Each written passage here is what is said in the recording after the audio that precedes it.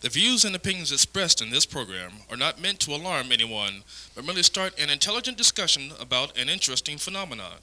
The possibility that an intelligent life form does exist and is actively making contact with the Earth. Hello, I'm Jerry Black. I'll be your host for this edition of UFO Update. This program is live, so if you would like to participate in tonight's discussion, the number to call is 651-1221. Tonight's panel of experts are UFO investigators Peggy Black, Brian Thompson, and also with us tonight is Pat Packard, the Assistant Director of the Mutual UFO Network. Tonight we will be discussing what you should do, or what you should do, or if someone else you know sees a UFO, what you should do, who you should call. We'll examine the media coverage of UFOs. Are they getting the whole story? We'll also discuss a recent unexplained event in Pendleton, Kentucky. So stay tuned for UFO Update Live.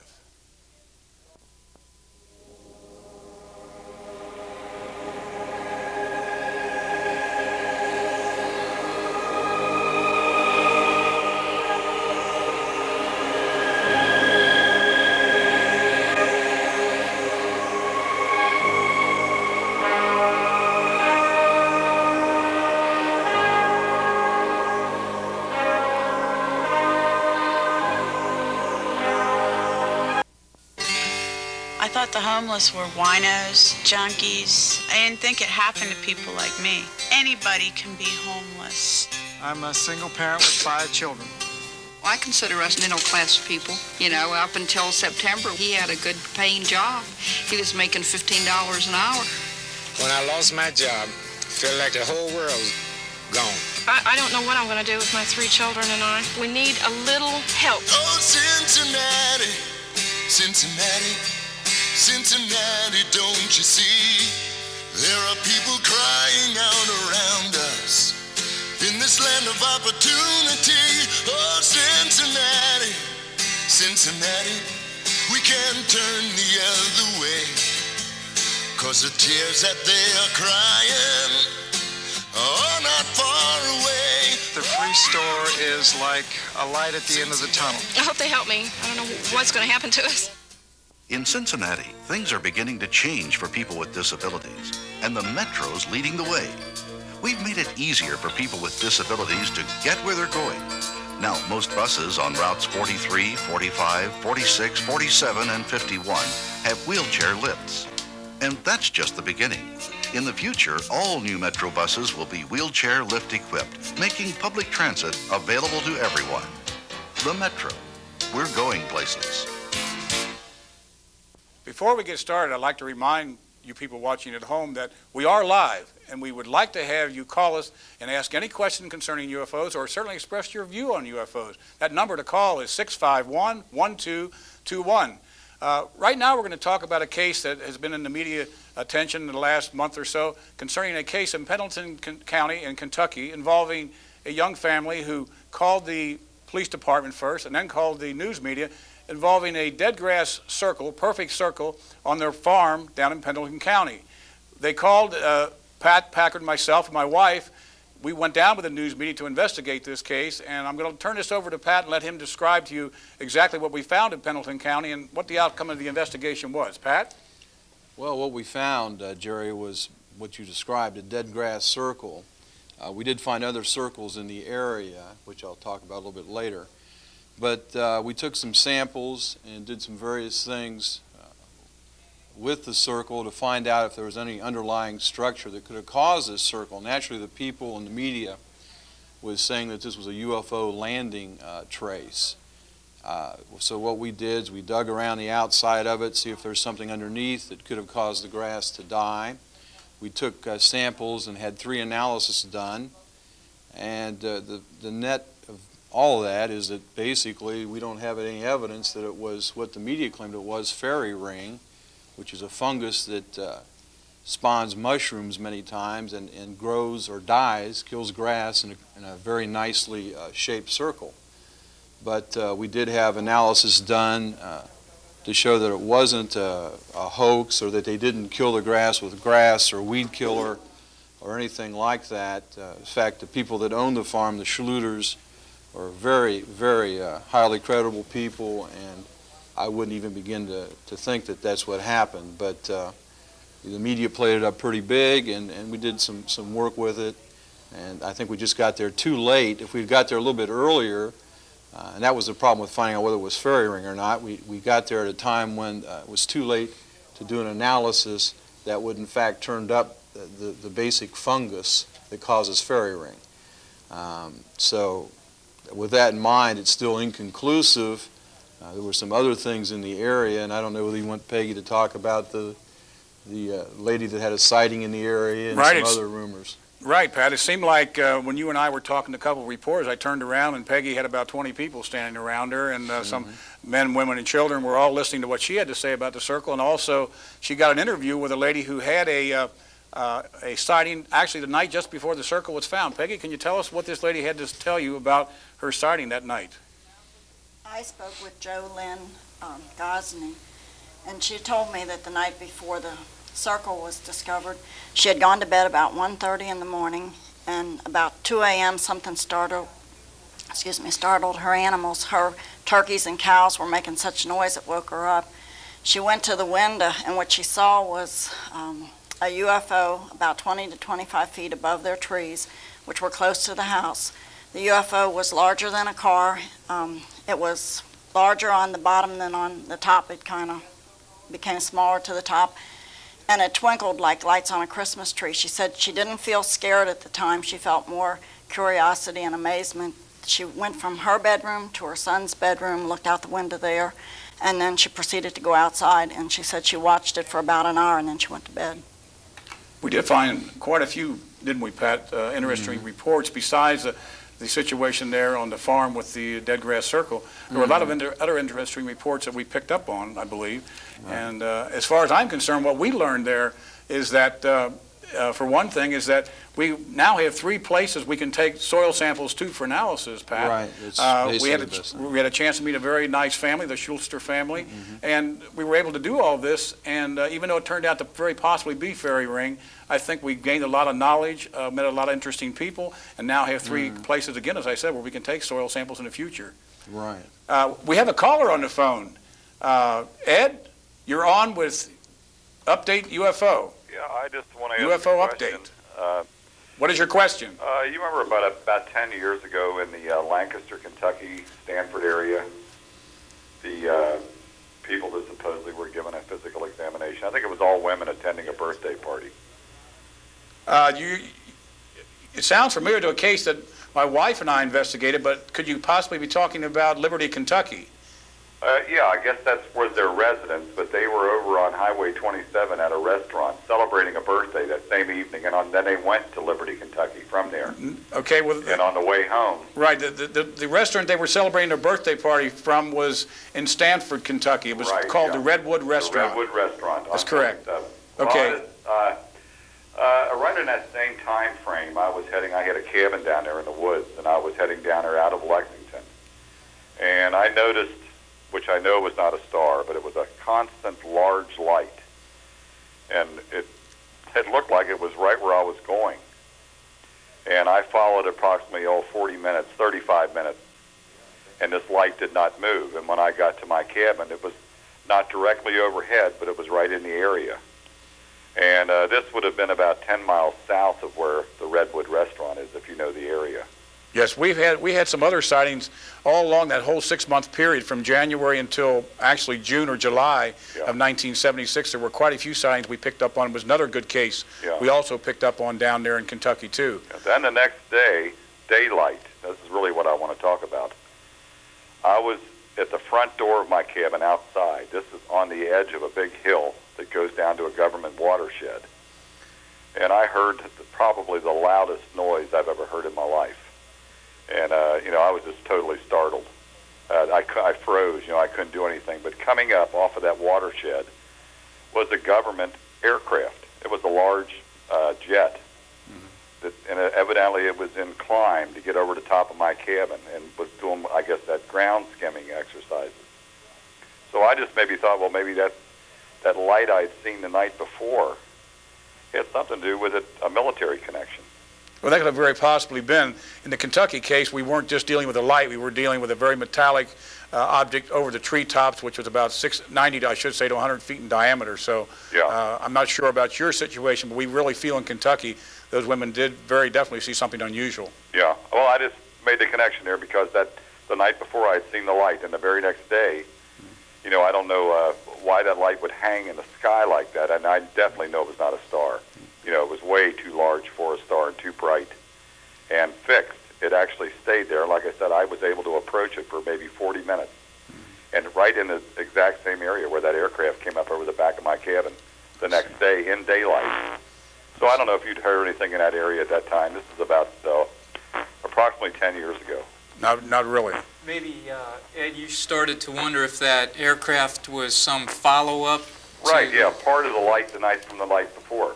Yeah, and maybe that aircraft was dispatched to search or chase or... I don't know. Yeah. I tell you, you get would have been a little late, but... a big jet. It was probably 300 feet off the ground when it came up that back hillside over the treetops, and with full throttle. There's no experience like it. I could actually see the bolts or the rivets in the underside of the aircraft. It definitely was a large military aircraft. That's how close it was to the ground. But I just, put that in relation to that night before with the light, and it, I don't know what's to it or what there is to it or anything, but it was very strange. Well, we know Len Stringfield was dispatching, or at least he was relaying information on UFO sightings that he received by phone. He would relay those to an Air Force base somewhere, and they would follow up for 3 years. He was in communication with the military and knew that they were following up on sightings with aircraft interceptors. So. Well, I know the aircraft was not a UFO. That was definitely military. I got you. Yeah. But that light the night before, just a matter of, say, 10 hours prior to that, this light just stayed there and stayed there and stayed there and stayed there. But I was in a real remote area, no telephone. You yourself, did you notice any missing time on that particular night for yourself? No, nothing like that. No. Okay. It was just a very, very bright light. It was not a star. It was way too round and too close. Okay. And it just, like I said, it was like it was fixed. And I watched it until later in the morning. Some coon hunters came up the back hill, shining their flashlight, until I figured out what that was. And then I went on back to sleep. But I did watch that light over above me in the distance for a number of hours. Okay. Well, we really thank you for your call, Ed. You're welcome. Thank you. Bye. Panel, this case in Pendleton County, Pat and I, when we were out there, and Peggy, we hadn't even left the house yet, had we, Pat? The news media coverage was around 3 o'clock. We stayed at the house after 6. Then 6 o'clock news came on, and our soil samples were still in our bags, and yet the case was solved. Yeah, what is your perception of the news media on something like that, Pat? How could they do that? We've got the samples in our bags yet. Well, we appreciate the coverage, first of all, but the thing about it is that every time something like this happens, they rush to get out there and get the ratings on it, and then they throw someone along like Mr. Boggs, who was the Ohio State analyst for agriculture, and they say, we've solved the case. Well, in fact, we talked to Mr. Boggs, and that really wasn't what he said, and he analyzed some soil samples for us.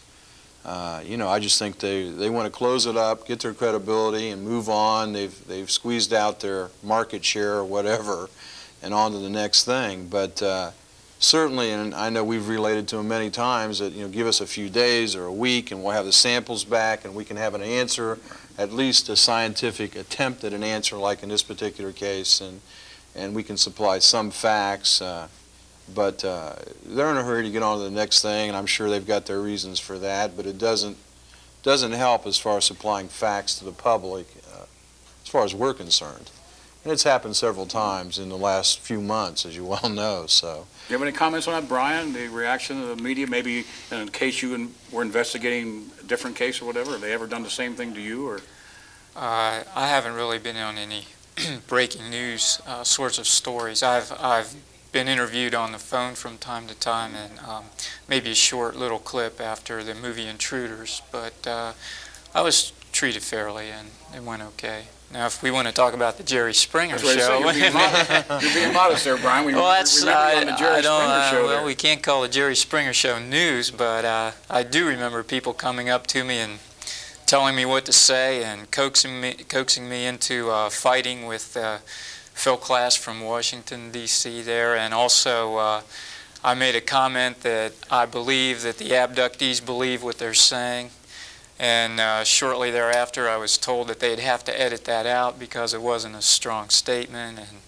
so it was a fiasco as far as I was concerned. But doesn't happen real often, I guess, but we were just shocked that as we were leaving the house, the answer was already on the television, and we still had the samples in our briefcases. And we were still in Kentucky. We were still in their living room, still in our with the living room samples, watching it. and it was solved. So I think in all fairness, the final conclusion, being fair to the Schuster family, Roger and Kathy, is that the more probably was, fairy ring. The crown of the grass, that's the part that comes out of the soil, was not smashed down according to our analysis. So consequently, nothing heavy laid on the ground itself. So we feel fairly certain that it was fairy ring fungus, which is a mushroom type fungus, but we were never able to conclusively make that because of our inexperience, for one thing, and let's be honest. Right. Plus the fact we really didn't get the samples to where they should have been taken soon enough. Right.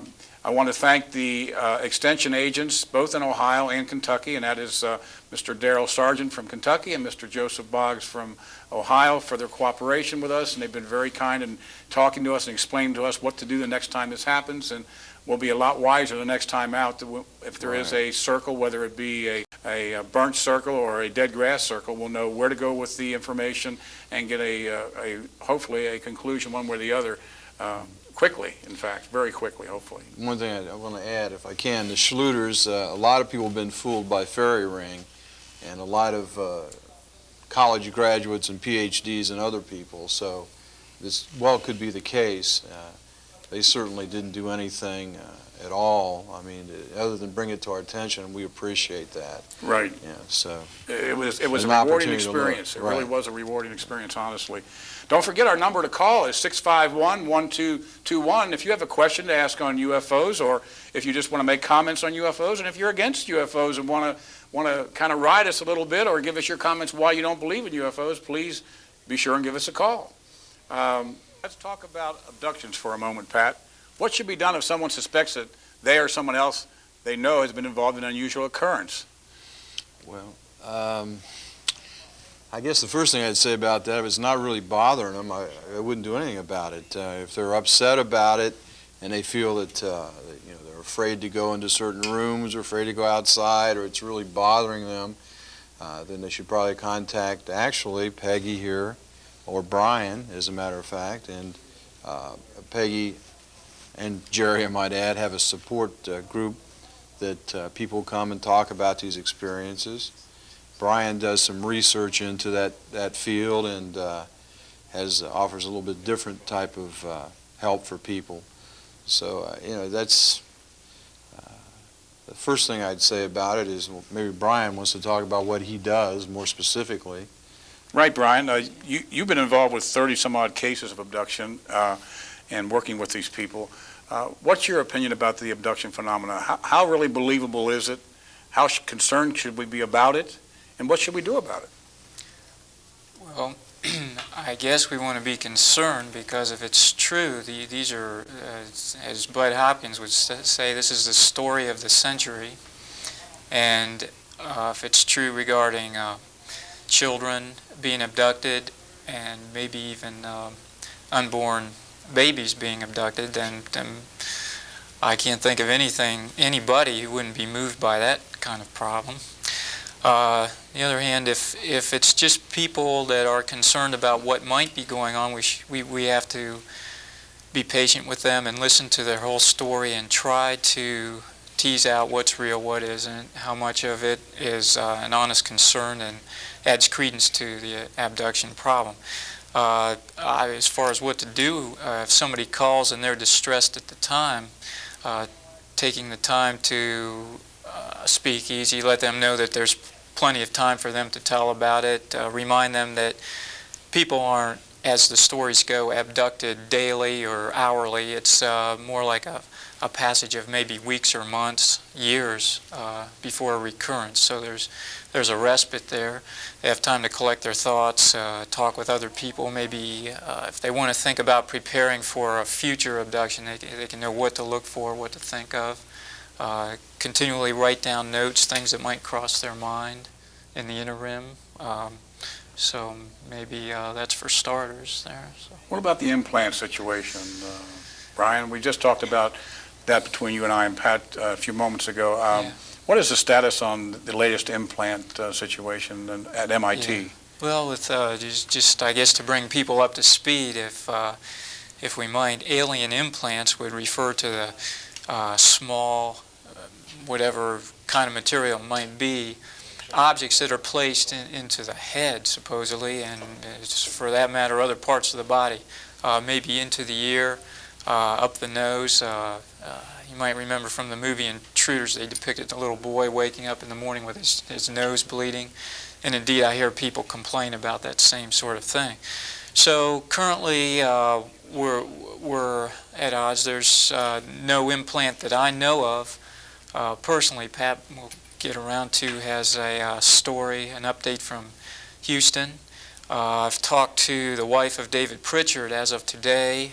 He had an implant, alleged implant from Richard Price, the object that oozed out of Mr. Price's penis some years ago, and David Pritchard worked with this for years, maybe 3 or 4 years, and those findings are inconclusive, and the last I hear, David Pritchard is pretty much gone back to physics and frustrated with the loose ends and the runarounds and the problem of trying to nail down implants or alien abduction stories. So kind of a new situation we're involved with, and it's going to take a little bit of coordination, I think, to get things going. Yeah. Panel, we have a caller. Owen, you're on UFO Update. Yes, sir. How y'all doing tonight? Fine. How you doing? All righty. I believe in a firm believer in other beings on other planets. I'm not even necessarily really maybe concerned in our universe, but my only question is, and I have to put myself in an ego check.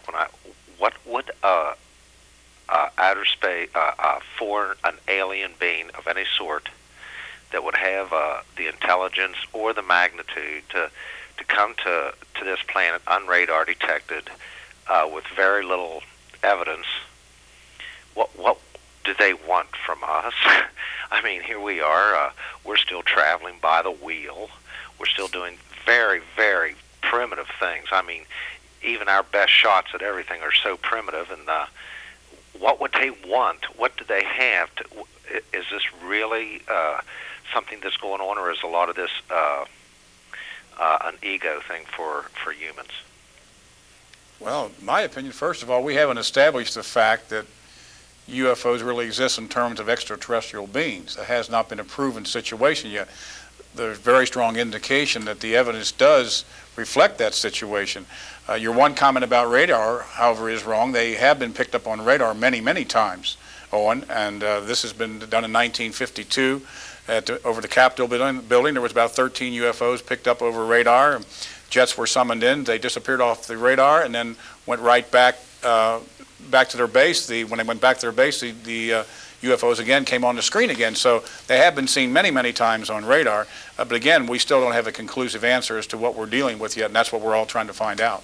One thing, Owen, in terms of radar, there's been more recent cases. In 1989 or 90, the year escapes me, the Belgians tracked a UFO on 4 radars simultaneously, had ground sightings of it, and in fact just recently, according to a fellow by the name of Antonio Huniz, de Bouwers, or I hope that's how you pronounce his name, the head of the Belgian Air Force or whatever, said that there's definitely a phenomenon. They have other secret information they're not going to release, and they did release radar tapes and other things, and this object, whatever it was, pulled 40 Gs, and basically a man can only do about 8.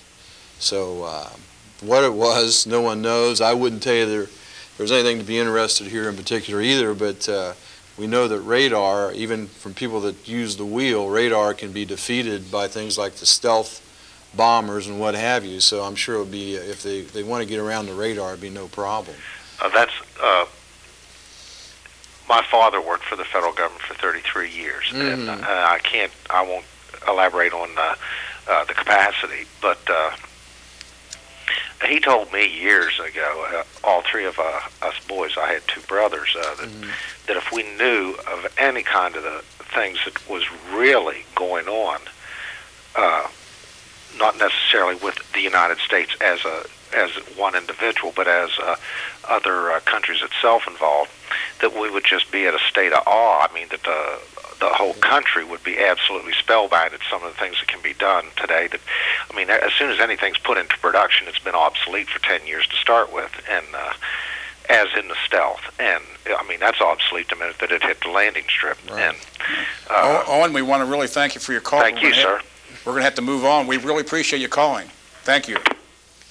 I guess I'd like to talk about the Mars probe for a moment. And I think a lot of people are aware, panel, as we are, that the Mars probe obviously did not work. It could have been blew itself up. We've been given that scenario from NASA.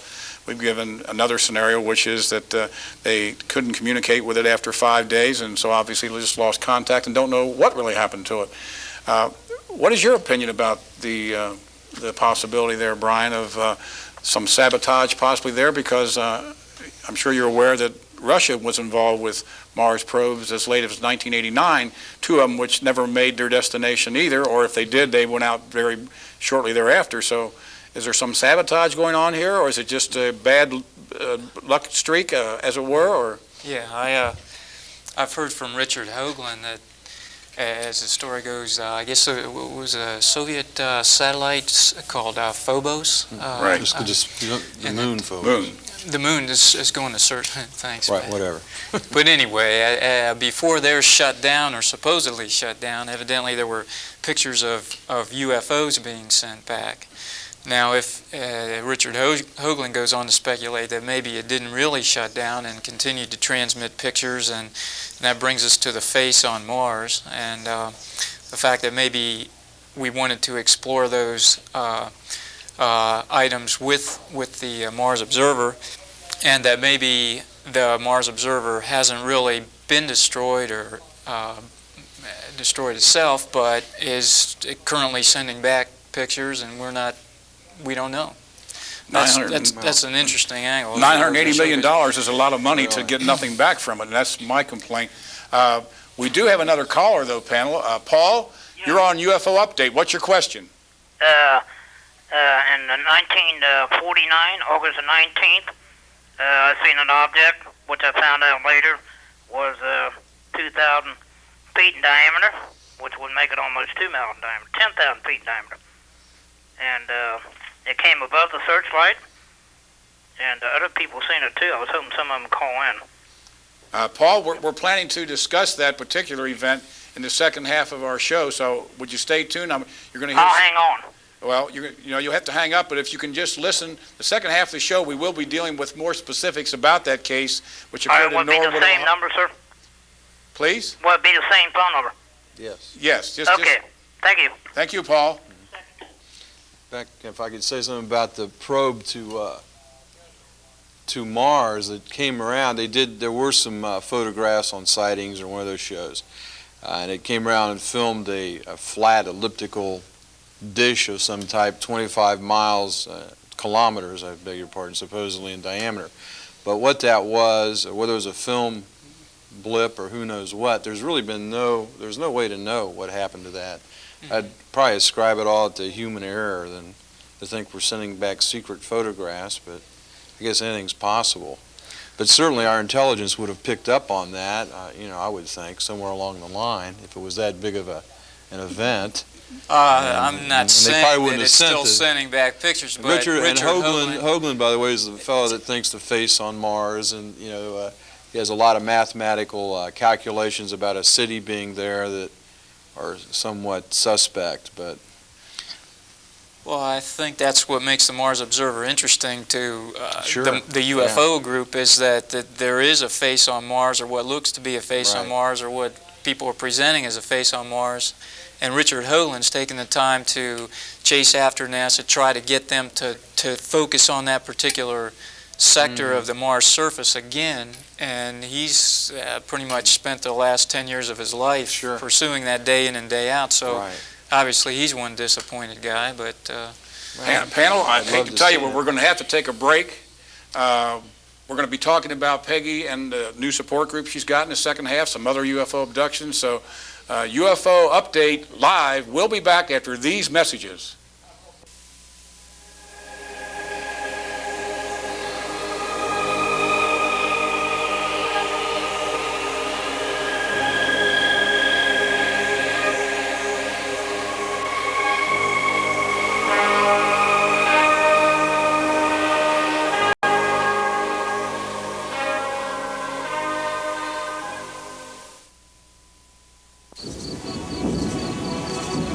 Tony had some drinks, a few joints, and got into a fatal accident tonight. Only he doesn't know it yet. Drugs make you forget, and if you forget how risky sex can be, you could catch the AIDS virus and not know it for months, even years. AIDS, another way drugs can kill. 7,000 babies will die quietly in their sleep this year for no apparent reason, victims of sudden infant death syndrome, or SIDS. Medical researchers all over the country are struggling to find the reasons for this leading killer of children between the ages of 1 week and 1 year. But with drastic cutbacks of federal funds, this research is moving slowly, and our babies are dying every day. We need your help to speed up the research to save our babies. Please send your tax-deductible contribution to the National SIDS Foundation, 8240 Professional Place, Landover, Maryland, 20785, or call 1-800-221-SIDS, because every baby deserves to see the morning light. Good morning to you. Good morning to you. Good morning, my sweetheart. Good morning to you. After dating the guy forever, you think I could tell him anything. Why is this so hard? I'm really scared. It takes a lot of guts to tell someone he's too drunk to drive. But you can do it. Just say it. Because if you don't, there may be nothing left to say. Kevin, I'm gonna drive. Take the keys, call a cab, take a stand. Friends don't let friends drive drunk.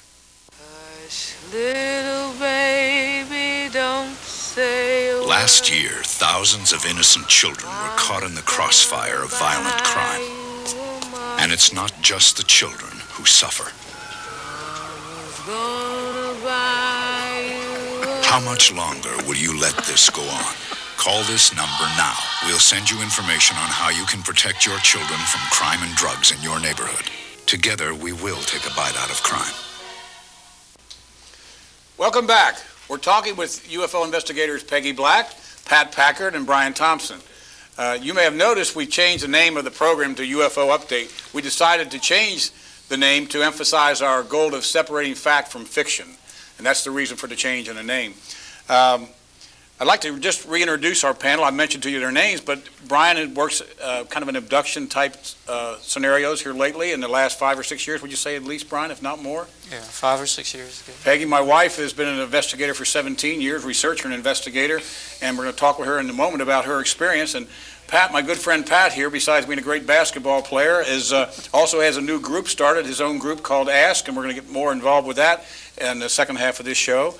And is also, of course, a state assistant director from MUFON, one of the most prestigious organizations in the country. So this is our prestigious panel, so we want you to give us a call, 651-1221, if you have any questions, because now's the time. You've got an expert group of people here that can answer your question on UFOs from abductions to lights in the sky. So please give us a call.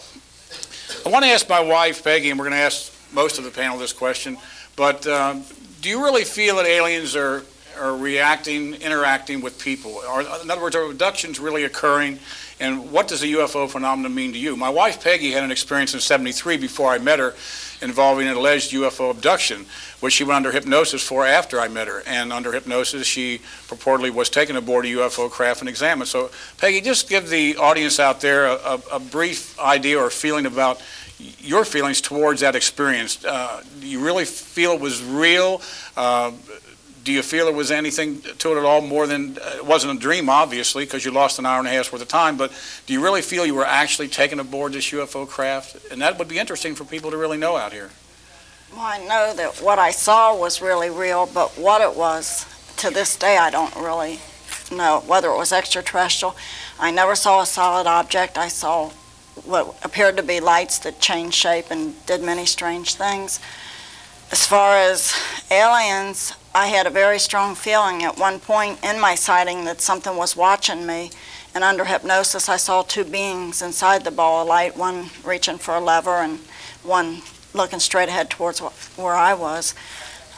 Again, under hypnosis, I saw beings in my home. Whether it was accurate or not, I don't know. It was just feelings that I had under hypnosis. But my main thing is, over the years, as I take telephone calls from people who didn't know each other, who didn't know much about the subject, hadn't read up on it, I would hear one thing here and somebody else over here would call, and they would tell me very similar stories. And many times, things that they told me were things that had actually happened to me that they would have had no way of knowing. So all these little things together interact and seem like something must be going on. That's true, Peggy. Wasn't it interesting that you and I, as we watched the Intruder show that was on TV some months ago, you had expressed under hypnosis, and to me, of course, personally, about the idea that you didn't really feel it was going to help to try and lock your doors or windows because it didn't matter to them. They would be able to come through the wall or whatever if they wanted to. And didn't we see that same scenario on the Intruder show as they were depicting this one woman's experience? She claimed that they came right through the walls. And I thought, I got a cold chill, seriously, when I saw that, because I right away remembered what my wife Peggy had told me during her experience. So like she says, the experiences seem to be so similar in terms of description of the beings and et cetera. That's why it's imperative upon people like Pat and Brian and myself and my wife to continue these investigations, because we are interested in finding the answer. Panel, we have another caller. Art, you're on UFO Update. What's your question, please? Yes. I just finished reading The 12th Planet, and I thought I would see if anyone there was familiar with this, and it shows some pictures about this face on Mars. Anyone here want to elaborate on that or have us any knowledge on that book? I don't personally. Zachariah Stitchin wrote it. It's not one of my better topics. I would really, Brian, do you know much about it? I didn't read the book. I don't know how we went from the 12th planet to the face on Mars. Are you still there? Yes, I'm here. Now, maybe you could rephrase that question, or? Yes, Stitchin wrote several books, starting with the 12th Planet, and later book he mentioned the face on Mars. Okay. He's talking about at a certain degree on each planet, there's either a hot spot or the pyramids rest at 19 degrees latitude. My degrees may be off or whatever. Same thing with the face on Mars. Same thing with the hot spot on Pluto or wherever. If I may have that wrong. A red spot on Venus. So he's trying to say it's some type of an energy center on each planet. Is that what you're referring to? Yes. Okay. That's all I know about it. But other than the fact that that's his claim, and he predicted, according to him, that when they went out and photographed, I think it was Pluto, that they would find at a certain latitude on the planet a particular red spot, and they did find that. Now, it supposedly happened 2 weeks before they got there. I've never been able to verify anything like that. I guess I'm interested more in factual investigations with terrestrial type of folks. You know, I don't get into all the theories about the Mars, the planet Mars, and the faces and whatnot. Seems like there might be something to it, though. Thank you very much for your call. Thank you. We appreciate it. Pat, what about this UFO affair, this sometimes called the Allagash affair? What is that really about? Is that involving a book written by Ray Fowler? Well, there's two separate things. Two separate incidents here? Okay. And it goes back to what Brian was talking about with Dr. Pritchard at MIT. For HUFON, Houston UFO Network, has had a multiple abduction, and Raymond Fowler has written a book called The Allagash Affair about a multiple abduction. So I guess one of the curious things about the abduction phenomena is the multiple abductions. I think 24% of all abductions involve more than one person. And when you get into some of these things, for instance, in the UFO deal, one of the guys that's investigating out there, he implants people with hypnotic suggestions, and he did this at one time to one of his people, and he said, "You will tell the aliens that I know everything and I know what's going on." So evidently, according to him, this is what happened. To make a long story short, they recovered an implant. I think I gave the photos they sent to me, I gave to Bob, and the producer. I think they'll be up on the screen somewhere along here. But what's exactly going on in all these abductions, I don't know. The Allagash affair is much more complete and a much better investigated abduction. It involved 4 college graduates in Maine. I think there's a park or a reserve called Allagash, and they've been given lie detector tests and so forth and so on, and really thoroughly done. And I guess my point would be to you that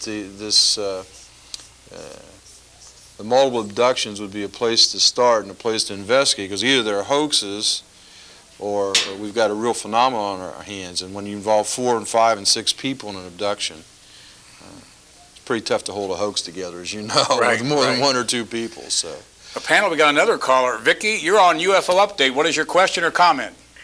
Hi, I just told the gentleman that I just turned the TV on and I saw you. This is really kind of upsetting. I had an 2 experiences in the last couple of weeks. And I just heard that your wife has had an experience. And my first experience was a couple of weeks ago. I was laying in bed and I was so terrified I couldn't move. And I haven't been like that. I guess things have happened to me before, but then I've had a period, probably about 4 or 5 years, that nothing has happened, where I can sleep at night.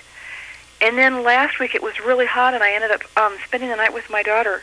Well, in fact, it was a week ago tonight, because my husband and son went to the Bengal game, and I was in bed with my daughter, and I remember seeing a shadow in the hallway upstairs, and we had a fan on because it was still really hot.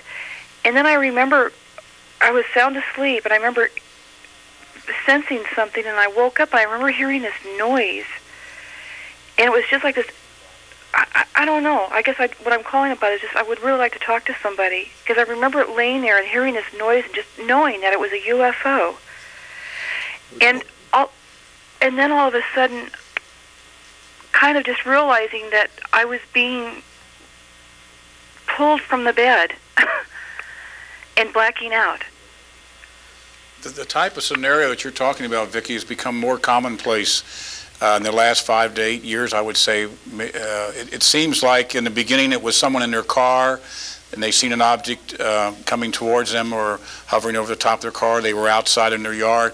We're getting just a phenomenal amount of people that are saying the same thing you are concerning bedroom type situations, where they're asleep in bed and they're awakened, or sometimes they're overcome by some type of smell, sweet smell, and they seem to black out or seem to be taken out of their bedroom, out through the window or whatever. What I can suggest to you is continue to watch the rest of the show, because if our numbers haven't been put up yet, I will be certain to give you them verbally.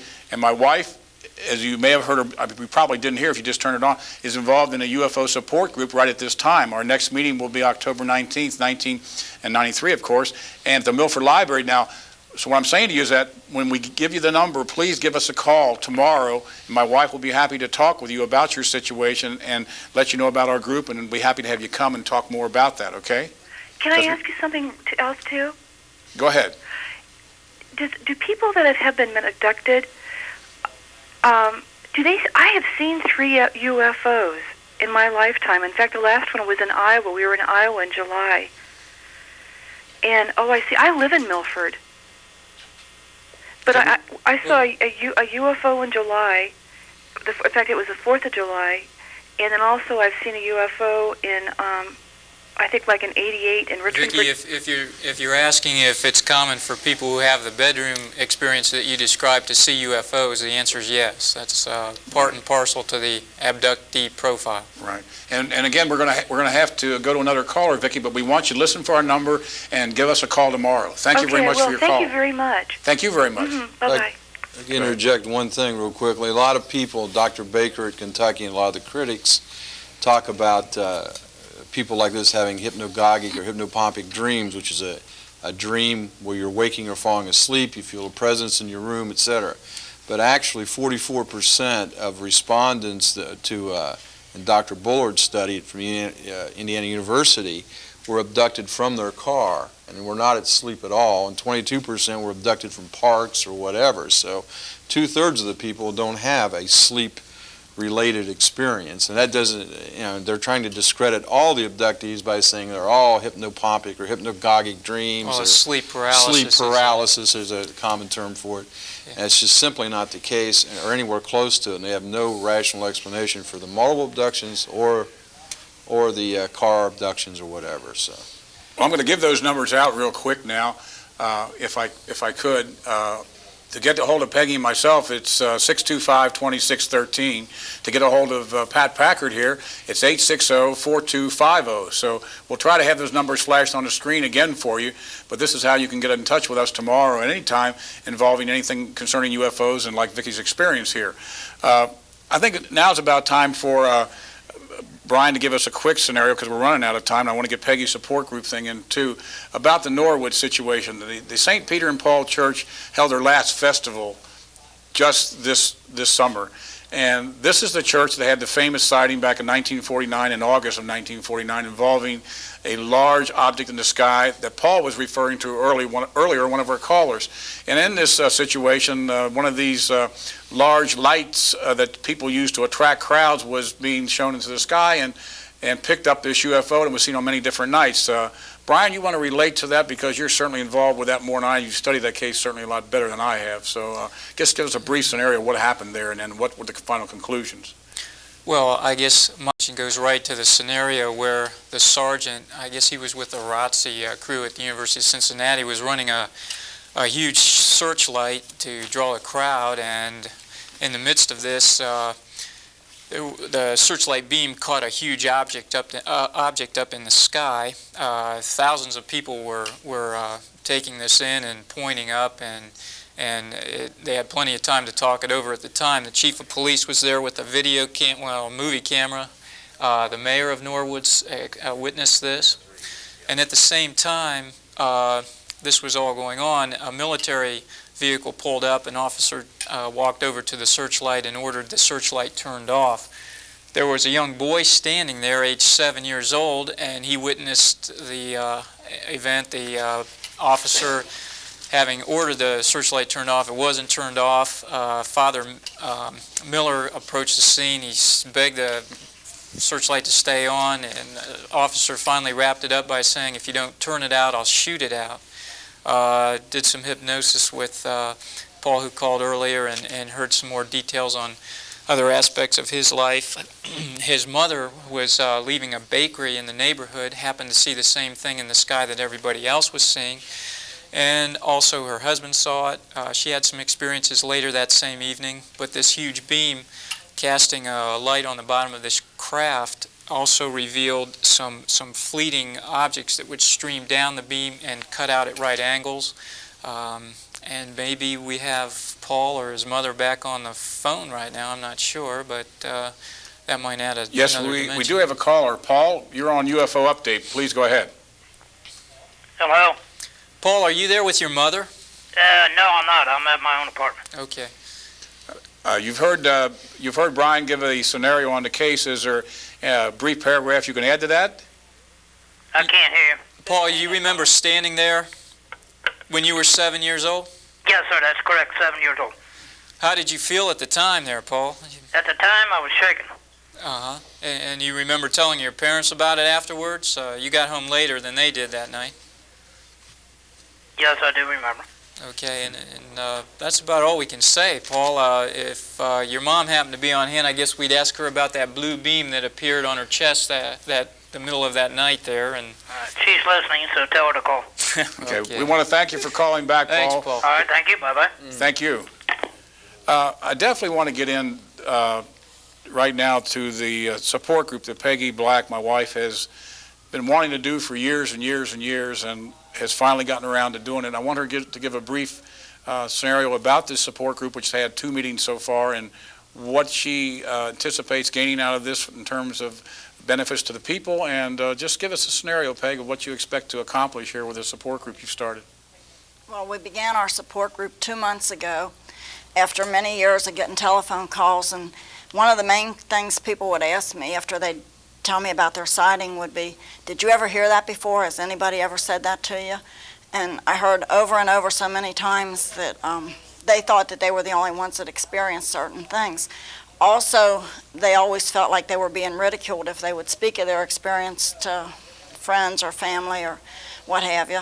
So I had decided that eventually I wanted to get a group together, similar to the Compassionate Friends for parents of deceased children. I saw what benefit they received from there, so I thought, well, maybe this would help people. So we get together at the Milford Library, and people feel free to discuss their experiences with other people who had similar experiences. And we're in hopes that eventually they'll feel to the point where they can change numbers and have someone that if they want to discuss their thing. All of them have said that it's changed their lives forever, and that it's made a dramatic difference in their life. It's something they'll never forget, and it affects them almost every day. So. Anything else you can tell us about the group? I know we've had 2 meetings already, Peggy, at the library. The interesting thing about it, at the 23 or 25 people who showed up, there were some very interesting cases concerning the type of incidents that Vicki just talked about, weren't there? So to make her feel comfortable, we want her to understand that. We've had many people that have experienced not even being asleep, being on the verge of being asleep, or once they've fallen asleep, feeling a presence and feeling that they can't move and feeling that something's happened to them. We've heard this over and over. Years ago, it seemed like people had either high sightings or, like you said, they were abducted from a car. And more, there's even things connected with dreams. There's just a whole new phenomena of things that are happening to people. And I hope that Vicki will call maybe about 11 tomorrow. We're going to be gone in the afternoon tomorrow, but if she can reach us about 11, 12 o'clock tomorrow afternoon, I'd appreciate her calling. And again, so that Vicki understands and the other people out there that understand, this group is not there to investigate or to determine any validity or non-validity to your case. We're there really just to listen and listen to your case, have you discuss it with the group, have you hopefully discuss it with other members of the group once you become familiar. And this is the sole purpose of the situation. So you're not going to be interrogated or investigated. You don't even need to speak about your case as a group. You can just listen and call us on the phone later or meet with us privately. It looks like we're about running out of time. I want to thank my illustrious and crew here, my friends that have volunteered their time. Brian, really appreciate it. Brian is working, again, as I said, in UFO abductions. He is currently working with about 30-some people, Brian, or is that more than that now?